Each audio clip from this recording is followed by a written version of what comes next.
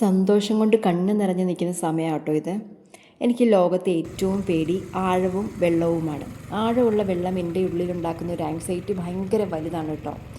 പക്ഷേ എൻ്റെ രണ്ടാമത്തെ ഡോക്യുമെൻ്ററി സാൾട്ട് ആൻഡ് സർവൈവലിൽ എങ്ങനെയാണ് ആ ആങ്സൈറ്റീനെ, ഇത് രണ്ടും ഉണ്ടാക്കുന്ന ആങ്സൈറ്റീനെ എങ്ങനെ മാനേജ് ചെയ്യാം എന്നാണ് ആ പ്രൊഡക്ഷനിൽ മുഴുവൻ ഞാൻ എൻ്റെ വ്യക്തിപരമായിട്ട് ലേൺ ചെയ്ത ഒരു കാര്യം എന്ന് പറഞ്ഞാൽ.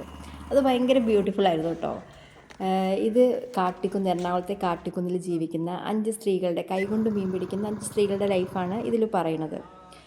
പതിവ് പോലെ എൻ്റെ പ്രൊഡക്ഷൻ ക്രൂവിൽ ക്യാമറമാൻ അമലും ജെൻസനും പിന്നെ ആൽബിൻ എന്ന് പറഞ്ഞ പുതിയൊരാൾ കൂടി ഉണ്ടായിരുന്നു. പിന്നെ ഡ്രോൺ വിഷ്വൽസ് ഉണ്ടായിരുന്നു, അത് ചെയ്തത് നിഖിലാണ്.